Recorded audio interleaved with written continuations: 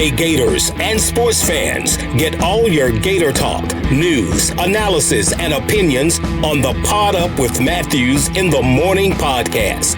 Find us on your favorite podcast platform or watch us on Facebook Live between 8 a.m. and 9 a.m. every weekday. Pod Up, because we are Gator fans. So say it's great to be a Florida Gator.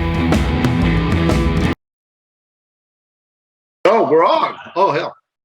Good morning. Welcome to a Wednesday edition of the program. It's Pod Up with Matthews in the morning from the Crime Prevention Security System Studios. Large enough to serve you, small enough to care. It's Wednesday. That means we have JC. We're going to have Steve Palazzolo from Pro Football Focus giving us a recap of the NFL draft. Who were the winners, who were the losers, talk about the Gators drafted, and get any other thoughts that he has about the National Football League. Gators win last night in baseball against South Florida. They got to do some business in the SEC to make the SEC tournament. Softball plays the semis tonight in Tallahassee, and get ready for next week's SEC tournament here in Gainesville. JC, good morning. You're on the Titan MR hotline, and obviously the Yankees won last night. How about they've won 11 in a row? QB? Oh, they have. That tells you how much I've been watching baseball. I will say this. I did not expect you to have a Bruins or a Tampa Bay Lightning hat on today. So that means you're following this. Unbelievable. Yeah, well, listen, that's a 7-game series, QB, and last night we had our first overtime game. It went 3 overtimes. The officials screwed the New York Rangers in regulation, so it went to 3 overtimes, taking away a goal from the Rangers in regulation that would have won the game. And Pittsburgh ends up winning it in the 3rd overtime. They really love Sidney Crosby this league. But ESPN, he's still playing? Yeah, him and Malkin are still playing for Pittsburgh. But here's the thing. ESPN is covering these games. That's the new thing now is that ESPN is covering NHL hockey as opposed to some of these basketball playoff games. And, you look at the numbers, you go, well, these are underwhelming. But you have to remember that cities like New York and Boston and places like that have their own local sports networks also televising the games. So that also would take away viewers from the ESPN broadcast. But the numbers are pretty good. And the Rangers and the Penguins played the first overtime game, lasted 3 overtimes. The other teams pretty much held serve, except Florida lost to Washington. They were a heavy favorite, and the Washington Capitals beat them coming from behind down in Sunrise, Florida, down there in Fort Lauderdale. So the Florida Panthers are down 1 game. The Lightning are down 1 game. They play tonight. And we're off and running with the hockey playoffs. The Celtics last night punched back and really hit the Bucks with some great defense. If you watched any of that, Jaylen Brown was untouchable, and the Celtics defense really put the clamps on Giannis. I think I would agree they played decent defense, but basically they shot their lights out. They hit 13 3-pointers in the first half. That's the only reason they won. In game 1, if you can believe this, in game 1, Boston had 50 3-point shot attempts. I mean, this is what the game seems to be turning into. Well, they shot 43 last night. Yeah, it's turning into a 3-point shooting contest. But regardless, the Celtics looked really good last night. I think that series could go easily 7 games, in which case the last game would be in Boston. I liked what Memphis did last night with Golden State. I think Ja was unstoppable. If you follow this. If you don't follow this, I understand. But this is what's going on in pro sports is the playoffs now. NBA and NHL, it's a different level of play. It's a different level of energy. It's much more fun to watch. And then for all your baseball enthusiasts, the Yankees are on fire. That's always good when the Yankees are winning. It makes baseball a lot more interesting. So certainly we've got a lot happening there as well. April and May, these are the playoff months, this is when things really get good in these pro sports. So yeah, the Grizzlies are a fun team to watch. They are fun. We didn't talk about it, but last week, Ja Morant had the best dunk I have ever seen at any level. He's really good, man. What school did he go to? You don't know the answer to that, JC? I'm not an NBA guy. You got to tell me. That has nothing to do with the NBA. You asked me what school he went to. Yeah, what school did he go to? Okay, I'm going to give you a chance to figure this out. It's a mid-major, obviously. Oh. Well, there's a lot of those, QB. It's in the what's the conference they play in? That gummits. It's think he's the SoCal, the Southern Conference. The Southern Conference. No, I'm stumped. Sorry. Anyway, it's okay. I'm going to tell you, it's a small school in the state of Kentucky, and they have a cool nickname. Okay. How about the one where the Colonels play? Not the Colonels, but their nickname is based off a big event that's happening Saturday. The first. Isn't the Kentucky Derby this weekend? Yes. So what are those people that are the horses racing? So they're called the Murray State Racers. Yes, the Murray State Racers. I got it. We would be so good on the $20,000 pyramid. No, we would have lost because you were terrible. Well, your clue's got to be look, it's a team effort. Your clue's got to be a little bit better there. But I think Dick Clark would have liked this anyway. Okay, so the Murray State Racers. That's very good. All right. QB, yeah. All right. So, but yeah, he's a phenomenal player. You know, he's listed at 6'3". I don't think he's 6'3", but his explosion is ridiculous. I got a Titan MRI text line here. No, I'm sorry. We got a Facebook Live brought to you by Metal. John says, and JC, I think you're into this, and I don't know why today is today. Oh, I know why. He says, "Happy Star Wars Day. May the 4th be with you." Oh my God, yes. Oh hell yeah! Is today Star Wars Day? Oh my God. Are you going to dress up as like R2-D2? Only if you dress up as C-3PO. No, I think I watched when I was in like 4th grade, you know, up in Mississippi. There was nothing else to do on a Friday night. And so, it's, you know, when maybe I wasn't 4th grade, maybe I was a little older than that. I don't know when the first Star Wars came out. So, you know, they go drop you off at 1977, Evan says. So I was 7. Uh-huh. I'll assume in Mississippi, they'll drop you off anywhere. You don't need parent supervision. No, they don't. So I remember getting dropped off at the movie theater and we called it the show in Mississippi. Yeah. We went to the show. You want the show? And, that was just absolutely misery to me. And I don't think I ever watched another Star Wars movie after that. Well, the first 3 movies are legendary. The 2 prequels. We don't need a recap of it, but it's terrible. I'm just saying the 3 prequels were great. The sequels, though, the ones that Disney just did here in the last 5-10 years are awful. But the first 6 movies, you know, once Darth Vader died, that was the end of it. But at any rate, I'm really glad that one of our listeners has the wherewithal to let me know that it's Star Wars Day. So that is tremendous.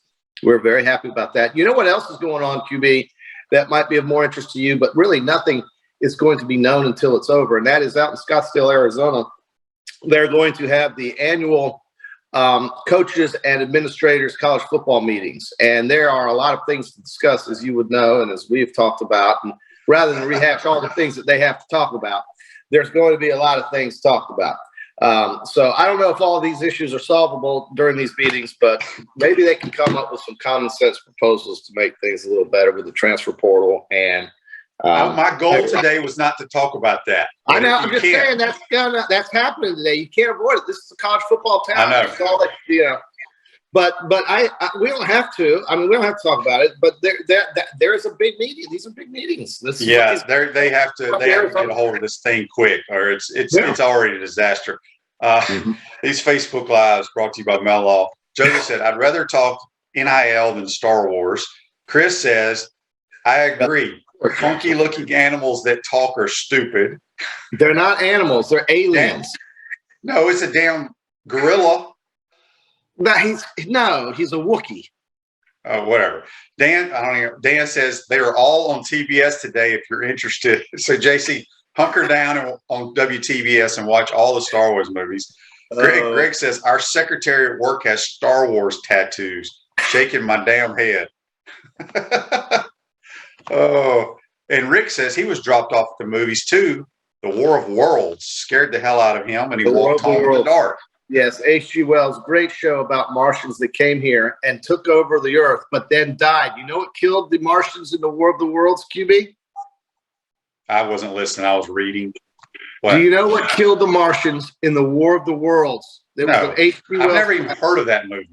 It was, of course not. You were in Mississippi. But in H.G. Wells' War of the Worlds, which was a classic, or Orson Welles. Anyway, you know what killed the Martians? No, what? Bacteria. They all just started dropping dead after they destroyed everything. They needed some hand sanitizer and wearing a mask or something. Facebook Live brought to you by Melon Law. John says, did y'all see where Tennessee bought another player last night, and now they're the dark horse for the guy transferring from Pitt? So we shall Tennessee's see. getting in there, man. Tennessee's getting in there. They're putting their cards on the table. They're playing. They're getting involved. Tennessee's ready to win the East. They want to challenge Georgia. They have zero chance of doing that. Zero. No. We got a text on the Titan More text line. It comes from Alan in Atlanta. He says, May 1st has come and gone with no more UF players leaving in the portal. We had a bunch of inside people say that we were going to have them transferring. Nick Delatorre with On3 Sports says 88 players on scholarship. Doesn't sound like there's any room for transfers. Says the YouTube feed is dead this morning. I'll have our wonderful producer Evan check on that. So we're over our scholarship limits. That means we got to get rid of some. I believe maybe the COVID stuff is still in there where you can have a few extras. Yeah. I do know that they're still trying to sign some people, so we'll see what happens. One of the proposals that Andy Staples, our wonderful correspondent at The Athletic that you have on this show from time to time, is suggesting that some of the rules that come out of this NCAA, that come out of these coaches' meetings and administrator meetings, is allowing 25 initial, is to eliminate the NCAA rule that only allows 25 initial counters, or in other words, limiting schools to 25 new players per offseason. And maybe that would bring in as many new players as they want to provide under the, as long as they stay under the 85 player maximum, whatever. I don't know. I mean, I almost feel like some of these rules in college football are just becoming so ridiculous, given the fact that we really are having very little rule making going on right now. I mean, with all the pay to play going on. I mean, it's crazy. It's Wild West. Absolutely insane. Well, all right. So John says, QB, what do you think about Ross Dellinger's report about college leaders getting together and putting some regulations together regarding the NIL? They need to do it like 5 months ago. They need to do it quickly. I said yesterday, JC, I talked to a lot of college coaches, whether they're head coaches, assistant coaches, they hate dudes that are analysts, whatever. Yeah. And they absolutely cannot stand the NIL. Because it's not what it was intended to be. And we've talked about it at countless hours. It's not pay for play. It's supposed to be about player X making money off his jerseys, his autographs, his image, not just buying a player. And we've beat the dead horse. The NCAA was warned about this by people in Congress, and they ignored it. They completely ignored it. So here we are. Yeah. Real quick, Ruse Ogre State Farm office is a team of dedicated insurance professionals ready to help life go right with the right insurance options for you and your family. Visit ogreinsurance.com. Give them a call at 352-240-1779. Speaking with JC on the Titan More hotline, we got Steve Palazzolo from Pro Football Focus. Get your NFL questions ready, folks. I wanted to tell you a story that Nick Saban said the other night at that banquet, JC. It was a great story. I'd love to hear that. Yeah, he ended the banquet on this. So obviously, I'm not going to tell it as well as the guy who's telling the story, but here's what it was. He's up there talking. He's like, because this whole banquet was about legacy, not wins and losses.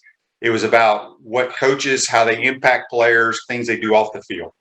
So he's talking. He's like, I get hired by Alabama. I lose to University of Louisiana Monroe in year one. Right. People are booing us. I have to go into my locker room. These kids playing for Alabama, tell them everything's going to be okay. We got to get back to work, blah, blah, blah. Then I have to walk over to the press conference. I have to take questions. Alabama doesn't lose to the Louisiana Monroes of the world, whatever. Does that. Then he says, then I have to walk into the recruitment room with the parents and the recruits. And I have to tell them, this is not what Alabama football is all about. We need you to come here to make sure we don't lose games like this. You can make an impact. Right. So then he goes back to his office, gets his stuff. He's in a pissed off mood. He gets in his car. I don't know if it was a Mercedes back in those days because I don't know if he had his dealership, but he gets in his car. He's driving home. He's about out of gas. So he pulls over to a gas station. His credit card, the machine wasn't working. So he goes in and he pays the guy to fill up his car. And he has his big national championship ring on from LSU. Oh, yeah. And the dude working the cash register says, "Man, that's a big ring. What's that from?" He goes, "Yeah, we won a national championship at LSU. We're hoping to do that at Alabama."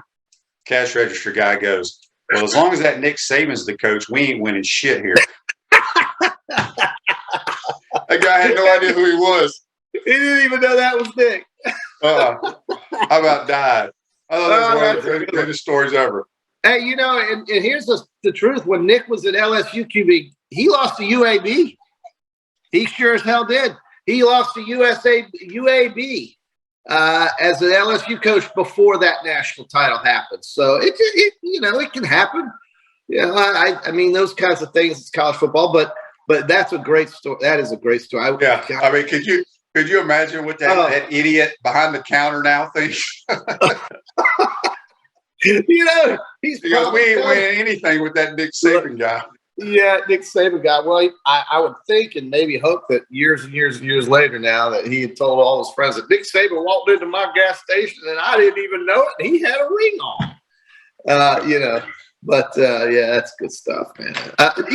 Those meetings, those get-togethers, it's all about stories, right? I mean, I'm sure Coach Spurrier had a good time. You and Doring, Coach, and you guys, have so much to tell, so many stories to tell, so many things to look back on. Well, we didn't tell the whole. Steve Melnick was the main MC for Coach Spurrier. Well, Rick Neuheisel was awesome. Rick.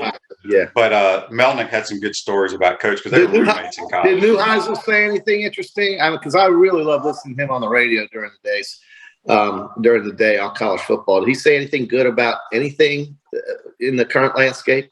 No. It had nothing to really do. This was all about Eddie Robinson and Coach Spurrier. Okay. Nick Saban, nothing else. Good enough. John says on Facebook Live, when Jeremy Pruitt was at Tennessee, they were handing out the McDonald's bags. It didn't change much. Bush Jones even recruited well there. Still got to coach them once they get there. Look, I think Josh Heupel in year one did a phenomenal job. I think they'll be relevant. They ain't beating Georgia, folks. They ain't no way. I don't care who they bring in. Georgia's got it rolling right now, and we got to find a way to go compete with those jokers. Scott says he really liked the respect Saban showed the age. Look, those guys get along together really well. And like I told people, I had a small stint with Saban his last year, the Dolphins. He was a player's coach. They played these videos of him at practice and on the sidelines. He's a player's coach, man. He jokes around with these kids. People don't see that because they he has to try to be Mr. Tough Guy every now and then. Well, they see the press conferences, QB. They see the interviews, but they don't see, you're right. And there's a lot of video on Twitter that show him in practice, that show him interacting with players. And, let's face it, these kids that go to the NFL and they come back and help Alabama recruit, they wouldn't be doing this if they hated Nick Saban, my man. And they are thankful for everything he's given them. And in many cases, he's given them their life in the NFL. And so the guy's a legend. Let's just be honest. He's the best. All right, JC, it's time for the Peachland Dentistry, Gator Nation's number one choice for dentistry of Port Charlotte and surrounding areas. Visit them at peachlanddental.com.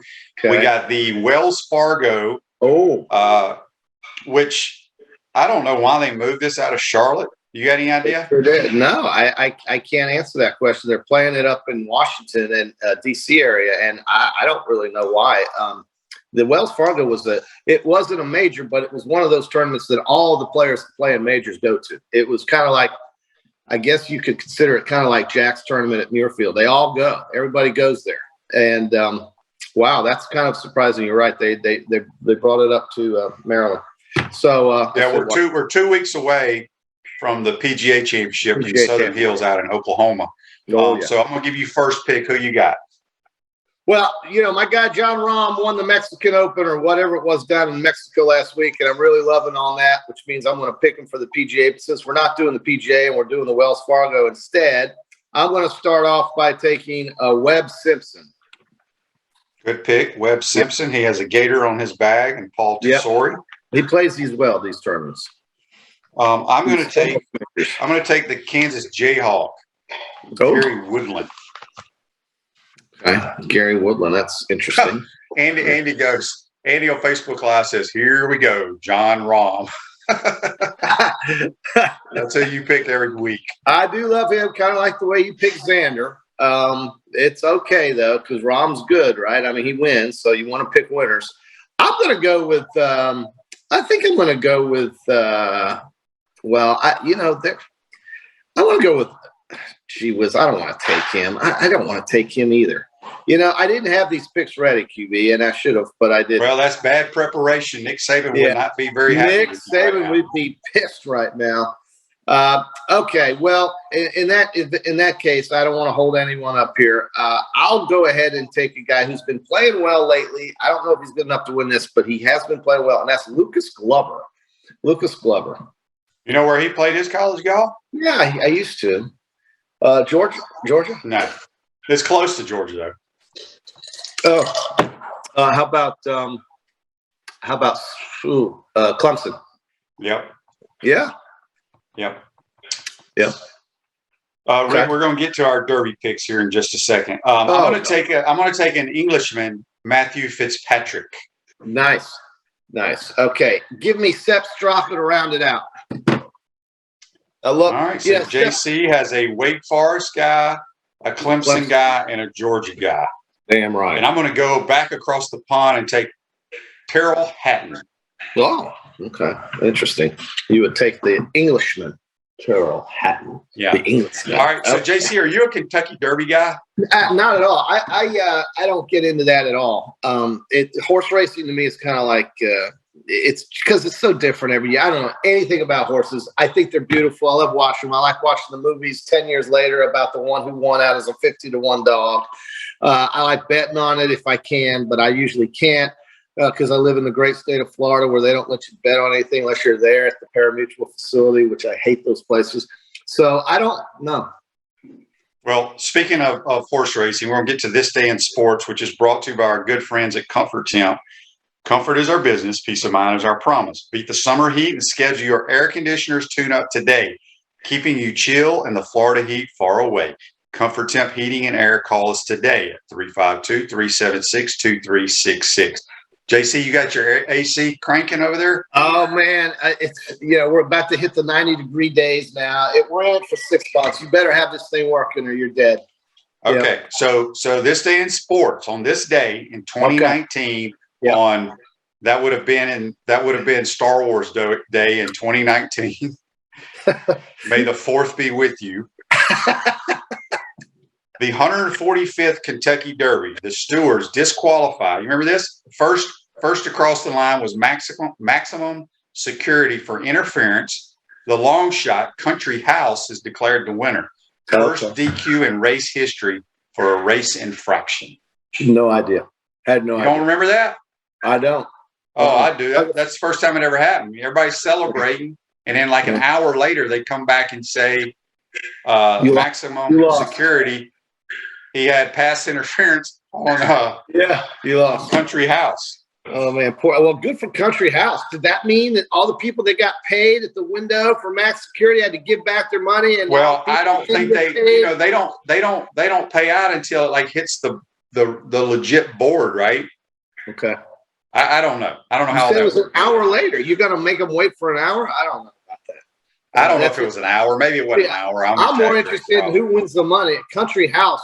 I wonder if those people who had the Country House tickets. Think about the poor guy that had the Country House ticket that cost it. That's the guy I'm worried about. That guy.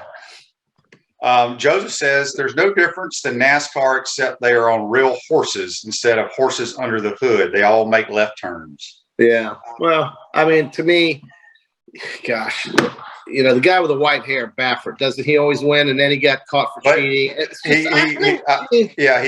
He gives them performance enhancing drugs most of the time. He turns into DeAndre Hopkins if he wants to. I mean, this racing thing. I'm just never been a fan. Never been a fan, dude. The only time I was a fan was when Richard Petty, Cale Yarborough, and David Pearson and the Allison brothers were fighting it out on the trial. Well, that's about the only time it mattered to me.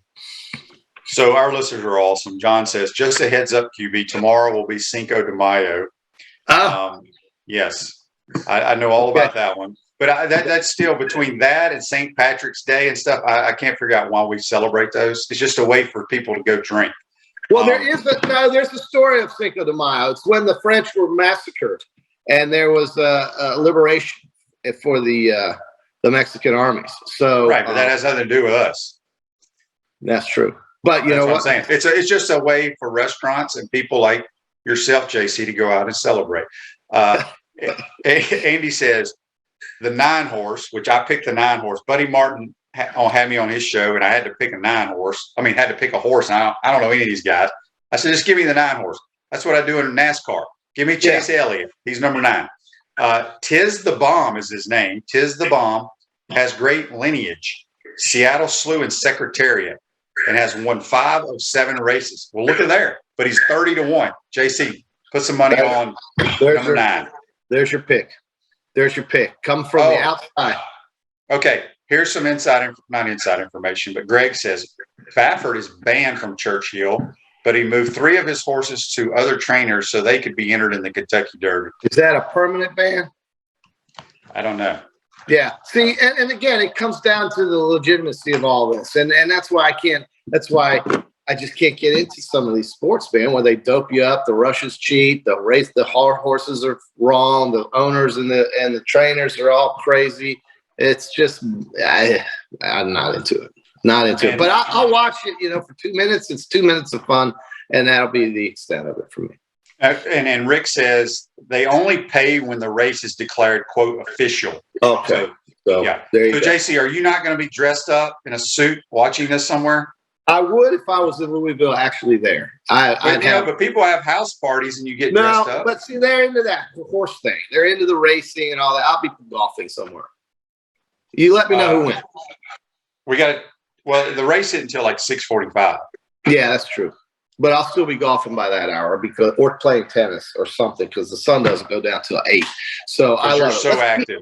Can we please keep daylight savings time permanent? That's all I'm going to ask. Do it, please. Permanence on daylight savings time. It's better for you to be outside in the sun anyway. You're more healthy that way. Text on the Titan Mar text line. Daryl says, hey, if JC can travel, so can I. Aloha from Hawaii. He sends way to go, Daryl. Good job. By the way, I'm announcing to the Pot Up with Matthews in the Morning crew, I'm announcing that by the end of June, I'll give myself till June. Before the 4th of July, I will lose 17 pounds. Wait, say that one more time. I'm going to lose between 15 to 20 pounds, and I put the number at 17 between now and the end of June. That's 2 months. You watch. I'm coming in hot. I'm going to lose 15 to 20 pounds. You proud of me there, QB? I'm eating turkey bacon. Eating turkey bacon for breakfast. Turkey bacon. Okay? Well, maybe you shouldn't even eat turkey bacon.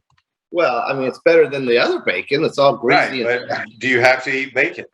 No. I also have yogurts in the fridge I eat. I do the Oikos, the Dak Prescott Oikos yogurts. Since Dak Prescott does that, I'm going to do those, and I'm losing 15 to 20 pounds. I'm going to eat at the Fresh Kitchen 5 days a week probably from here until the end of June, and I'm going to drink a lot of water and only light beer. The Yingling Flight is the best beer for light beer drinkers. 2.5 carbs, 90 calories. You're good to go.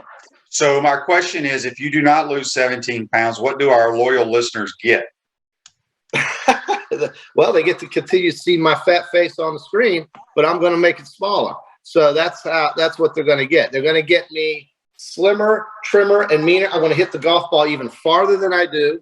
I'm going to be even quicker on the tennis court with a more wicked, twisting, spinning serve. It's going to be great. This is a summer of health coming this way. That's what we're going to have, QB. You should get into that. Just sitting around watching soap operas. I eat very well. I'm perfectly fine with the way my body is shaped. Stress is a killer, QB, and if you stress a lot, then I ain't stressed. What am I stressed about? You're always stressed. You're stressed about the college football world right now. No, do you think I give it? Look, losing your mind over this. Do you think I lose any sleep over damn college football? It has nothing to do with me. I just know that it's a disaster. It is a disaster, and it's just like I told you. There's nothing I can do about it. There's nothing you can do about it. All we can do is talk about it. Well, that's doing something. That's doing something because you never know who's listening, QB. That's what a guy told me when I was a radio DJ back in Alabama after college. He said, dude, be on your best because you never know who's listening. And when I was on television, they always said, nobody cares about your problems off the TV screen. Do your show and always be consistent and then take your issues to somewhere else after the show. But that's the truth. All right. Well, we're going to talk a little National Football League with somebody that knows a lot more about it than you and I do. I'm fixing to lose weight, QB. Well, we wish you luck in that. But 17 pounds in a month? 2 months. 2 months? Don't happen. Well, I would suggest don't eat any bacon, period. All right, JC. Have a good day. And go jog a mile. That's JC. That's JC joining us on the Titan MR Hotline. Going to take a quick timeout. We come back. We'll be joined by Steve Palazzolo from Pro Football Focus talking NFL. You're watching and listening to Pot Up with Matthews in the Morning.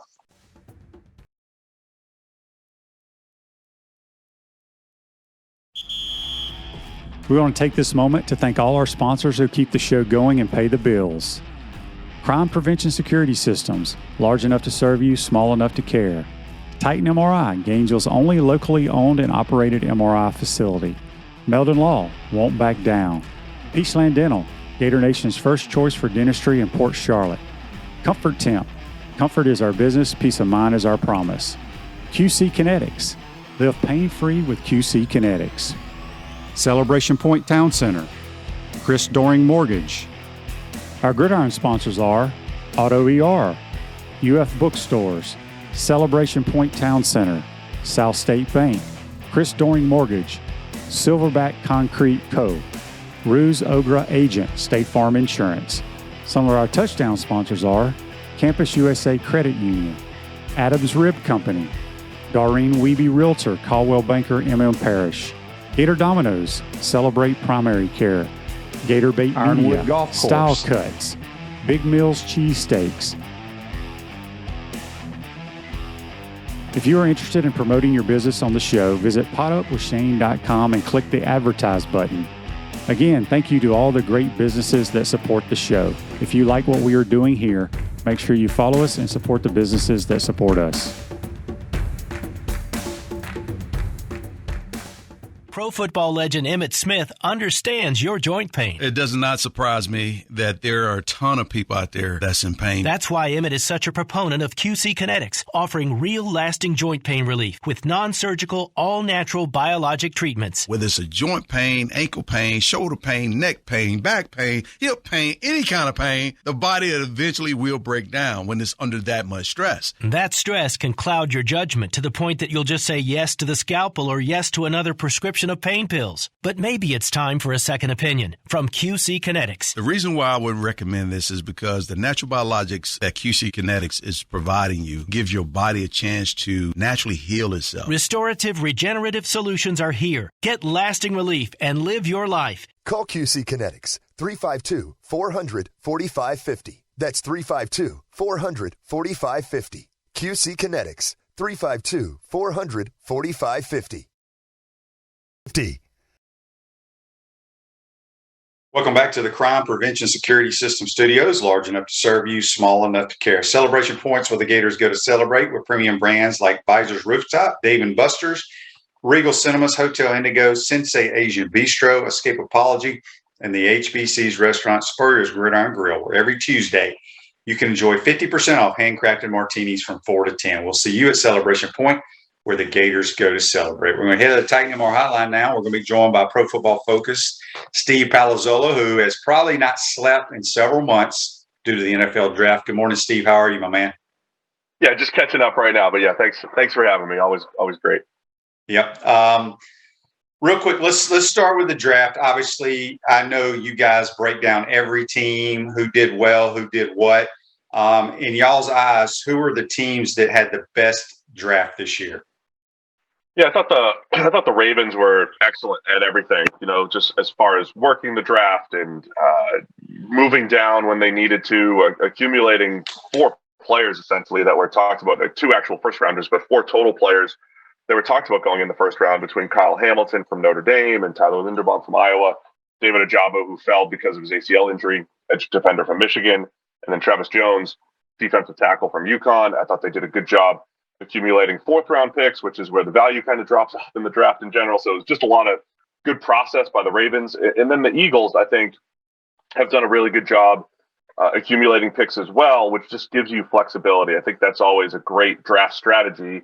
When you accumulate picks, then maybe you've got that extra first rounder that you can use on an A.J. Brown when he becomes available, even though the cost of paying him the contract, of course, needs to be factored in. But if you're the Eagles and you come away with a monster Jordan Davis and you come away with A.J. Brown in the first round, I mean, you got to be thrilled. So I think the Eagles really did a nice job the way they've maneuvered the draft. So who did horrible in the draft, in y'all's opinion? I got to criticize Bill Belichick here. So, things could work out for the Patriots in their draft. They just drafted guys a lot higher than, forget even just the PFF board, but say the consensus board, which is usually a pretty good indicator of future success. Nothing's perfect, but, taking guard Cole Strange in the first round, a guy that was most likely going to go in round 3. Even if there were a couple teams that liked him in round 2, like you don't have to have that player so much that you stretch it. There's still other good players on the board. They traded up to get wide receiver Taquan Thornton from Baylor, who's really fast, but another guy that's more of a round 3, round 4 type of prospect. They got him 50 overall in the second round. So I just thought the Patriots stretched it a little bit. There's not a whole lot of teams that did horribly. I think the teams that rank lower in draft grades are just teams that gave up their first round pick or first and second round pick for big name players this offseason. So they usually don't grade as well when it comes to draft grades. So I think most teams were pretty good. I think certainly the Patriots are going to have to justify some of those head scratchers over the next couple of years, though. Speaking of the Patriots, Andy's got a question here for you, brought to you by Meldon Law. Were you surprised that Western Kentucky's Bailey Zappi went in the 4th round? And do you think he'll back up Mac Jones? And he's not a very tall guy, right? Isn't he barely 6 foot? Yeah, he's not that tall. He's my podcast partner Sam Monson compared him to a little bigger Case Keenum, and I think that's probably a fair comp. A guy that's going to be more of a distributor, good decision maker, accurate. 4th round, I wasn't surprised in a vacuum, but when I saw all the other quarterbacks fall, I was surprised that Bailey Zappi went over Sam Howell. So I thought Sam Howell was. Even if we didn't love these quarterbacks, I still thought we'd see some guys go in the first. I thought we'd see some go in the second. I wasn't expecting 3rd round to be kind of the hot spot for a lot of those top name quarterbacks. But look, Zappi did a really nice job at Houston Baptist, played well at Western Kentucky after transferring last year, did a nice job during the offseason and Senior Bowl process. So, yeah, I think Zappi's got good backup potential going forward. Dan wants to know what your thoughts are on how the Cowboys did. I thought they were all right. I think they hit on some need positions, which isn't always a prerequisite for me for success, but clearly they needed a starting guard, and they get Tyler Smith from Tulsa, who's probably going to convert from tackle to guard there. I really like Jalen Tolbert, the wide receiver they got in the 3rd round. I think he's got a chance to add a little bit of explosion, a little burst on the outside to go with Michael Gallup and CeeDee Lamb. So they're getting that receiving core back on track. In their second rounder, Sam Williams, maybe a touch higher than we would have taken him, but not egregious. He's explosive off the edge and very similar to Randy Gregory, who moved on to the Broncos. So I think the Cowboys went in and said, look, we've got some holes to fill on the roster, and they did that. So it wasn't a bad draft there for the Cowboys. Let's talk about the Jaguars real quick. They had the number 1 overall pick, take the defensive end from Georgia. I have a buddy who really breaks down the NFL draft for another publication and played in the NFL for a long time, and he's an offensive lineman. He thought it was a huge mistake, them not taking Evan Neal. What are your thoughts on that? Yeah, I would have taken Aiden Hutchinson. I think he was probably the best player in the draft. I think either way, it's a massive projection for Trayvon Walker. I mean, the guy was built in a lab The workout numbers are pretty much unmatched historically as far as size, weight, wingspan, movement skills, all of that stuff for Trayvon Walker. But we just haven't seen him dominate on the field. When you're picking at 1 overall, you're almost certainly picking guys that have dominated on the field. And to be honest, Evan Neal is a similar, freak athlete, even if the testing wasn't out of this world for Evan Neal, but that it's a guy that does incredible things. I think as big of a mistake is probably locking up Cam Robinson for a long-term contract, a guy that's never played average football by our standards at PFF. Again, take that for what it's worth, but we've graded every player on every play and haven't seen it from Cam Robinson. So there might be some questionable decisions in there. I think I would have taken Hutchinson over Walker. If Walker hits, yeah, things could be incredible. They're banking on like a Danielle Hunter type of breakout, a guy that wasn't that productive at LSU, especially rushing the passer, but learned at the NFL level and became a very good player. That's what the Jaguars are banking on, but I think there were definitely better plays to be had there, whether it was Aiden Hutchinson, and I would have preferred Evan Neal probably over Trayvon Walker, just given the risk associated with a guy that has not dominated on the football field from a production standpoint at this point. What did you think about the Tampa Bay Buccaneers draft? I thought they were solid too. They traded down in the first round, which always like that, because when you see the picks that they get, you start to see getting more players ends up being really good. I think Logan Hall, their first pick, or their second rounder, has a chance at 6'6", 280 to be an interior pass rusher, penetrate a little bit, add some athleticism to that front.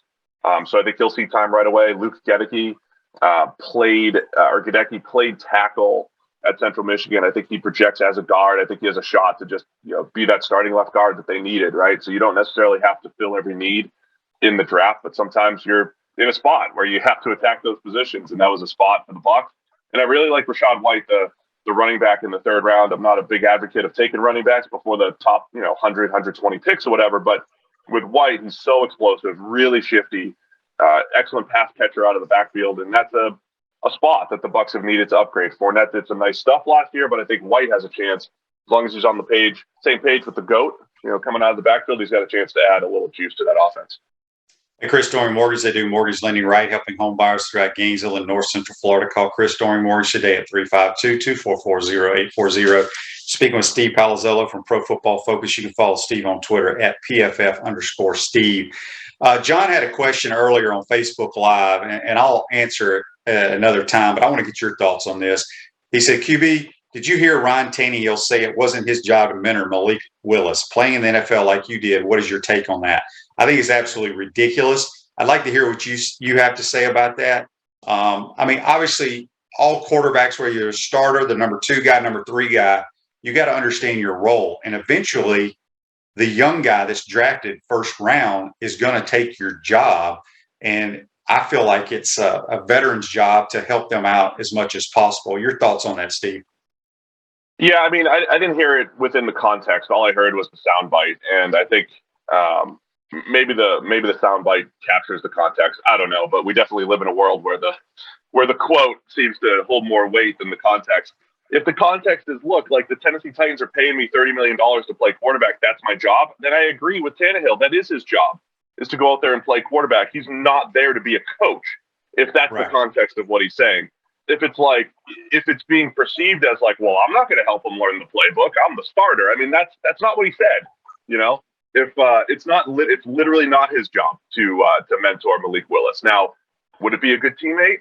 Have you were mentored and mentored people either in college or at the NFL level, right? So, yeah, there's probably a part of that, and I don't think he was saying I'll never do that. I think he's just saying it's not my main purpose. It's not my main job. It's not what's going to help the Tennessee Titans win for the next 2 years while I'm under contract. But I also don't think it's mutually exclusive that he's never going to help Malik Willis along the way. So I'm trying not to overreact to the soundbite that's out there about Tannehill at the moment. Yeah, good point. All right, let's talk about the Gators that were drafted. Obviously, Kaiir Elam goes to the Buffalo Bills. I love what the Bills did in the draft. The kid out of Georgia, the running back, I think will help them. But Kaiir is long, and of course, Gator fans says, he got too many passes completed on him, which if you play DB at any level, you're going to have passes completed on you. I just think it's a great pickup for the Buffalo Bills. Obviously, I'm sure you saw his interview where he had the playbook or notes that he takes, things of that nature. Give me your thoughts on Kyer Elam with the Bills. Yeah, I think he's got a great opportunity with the Bills. The fourth corner off the board, they went up to get him, so clearly valued him. The Bills have a need at cornerback too, opposite Tre'Davious White. Obviously, Elam's size and movement skills are fantastic. I think the question for him is kind of like with Derek Stingley. The best football I think we saw Elam play was in 2019, was as a freshman, and things didn't necessarily progress there for various reasons. But I think that's the question he has to answer. But I love the spot in Buffalo. They play a lot of zone. They play a lot of off coverage. I think Elam's got that press coverage type of body. I think he'll bring flexibility to that defense if they do want to man up with Elam and with Tre'Davious White. I think they've got some opportunities there. So I think the Bills targeted him and said, we have an opportunity to get an all-around corner, a guy that's going to expand what we can do defensively, and we're going to bank on that early career success that he had. He had a couple, too many penalties last year. You're right. I mean, everybody's going to give up catches. Like, you can't completely overreact to those. But Elam was one of the better cornerback prospects in this draft, and I think it's a great fit with the Bills. Yeah. Let's talk about Zach Carter, defensive lineman drafted by Cincinnati. We all know Cincinnati went to the Super Bowl last year. What does he bring to the Bengals? Yeah, I think he's going to be a good rotational player. I think the Bengals are accumulating those types. Carter has the ability to maybe line up inside, line up on the edge a little bit, be a solid run defender, especially when he's on the edge. I think he's just adding depth there. I don't know that he's going to be competing for a starting spot right away, maybe in a couple of years. But I think that's what it is. It's a depth play. He'll be in that top 7 or 8. They like to rotate a lot on the defensive line, and Carter had a solid career and broke out last year. 80 PFF grade last year was a career high, and the Bengals just banked on that carrying over to the NFL and him being a part of their defensive line rotation. Yeah, and then obviously the Gator Nation loves some Dameon Pierce. He goes to the Houston Texans. I think he's a guy that's going to play, Steve, a long time in the NFL because he's a team player. He can play special teams. Doesn't have a whole lot of wear and tear. Your thoughts on Dameon Pierce? No, I'm with you on Pierce. I thought he'd go a little bit higher than he did. He'll have opportunities with the Texans. They bring in Marlon Mack coming off injury, Royce Freeman, Rex Burkhead. It really is a whole lot of veteran running backs that are getting older, a little bit older. And Pierce, I think, has an opportunity, especially on early downs, to make an impact. He's so tough to tackle, has some work to do in the pass game, so I think he'll probably come off the field on third down, but that's okay. I think he'll be an early down guy that maximizes what the run blocking gives him. That's how I like to describe the best running backs, right? You give him the ability to pick up 5, he'll get 5 and then some because he's so tough to tackle. So I like Pierce, and I like the fit for the Texans. I think he's got a chance to be an early down workhorse because there's not a whole lot of people stopping him from seeing the field. Who is the Texans' new coach? I can't even think of it right now. Lovie Smith. They brought him in as elevated him from defensive coordinator. Yeah, who's running their offense? That I don't know off the top of my head. I'm not sure. But Davis Mills did some nice things last year, and they're finally starting to accumulate some talent after sitting around over the last couple of years as far as team building goes. Yeah, I like Davis Mills a lot. All right, last thing for you. Who's the number 1 overall pick next year? Oh man, I think DJ Stroud probably. Yeah, I didn't think I'd be saying that going into last year, but I thought Stroud really progressed, and we'll see what he does with that. They'll have one great receiver this year. They'll lose the other 2 guys, Olave and Garrett Wilson, but I think Stroud probably is the early favorite. But we'll see. It's a long way away, Shane. Yeah, time for y'all to start breaking down film for next year. Steve, great stuff as always. How can everybody check out your podcast and the other stuff y'all do at PFF? Yeah, a couple podcasts. I got the PFF NFL podcast and the PFF NFL Daily. So wherever you search for your podcast, just put in PFF and NFL, and you'll see my afro, my curly hair silhouette there for the podcast. And I'm over at PFF_Steve on Twitter. Good stuff as always. Appreciate your time, my man. We'll talk to you soon. You got it. Thanks, Shane. That's Steve Palazzolo from Pro Football Focus. Does a wonderful job. We appreciate his time. We'll take our final time out, come back, wrap up this Wednesday edition, and answer a few of these questions. You're watching and listening to Pod Up with Matthews in the Morning. We want to take this moment to thank all our sponsors who keep the show going and pay the bills. Crime Prevention Security Systems, large enough to serve you, small enough to care. Titan MRI, Gainesville's only locally owned and operated MRI facility. Meldon Law, won't back down. Peachland Dental, Gator Nation's first choice for dentistry in Port Charlotte. Comfort Temp, Comfort is our business, peace of mind is our promise. QC Kinetics. Live pain-free with QC Kinetics. Celebration Point Town Center. Chris Doring Mortgage. Our Gridiron sponsors are Auto ER, UF Bookstores, Celebration Point Town Center, South State Bank, Chris Doring Mortgage, Silverback Concrete Co., Ruse Ogra Agent, State Farm Insurance. Some of our touchdown sponsors are MB Listing, McDonald's of Gainesville, Aikido America, 84 Lumber, Tropical Smoothie Cafe, Avera and Smith, Dowling Signs, Baker's Sporting Goods, Silver Cube Billiards and Sports Bar. If you are interested in promoting your business on the show, visit potupwithshane.com and click the Advertise button. Again, thank you to all the great businesses that support the show. If you like what we are doing here, make sure you follow us and support the businesses that support us.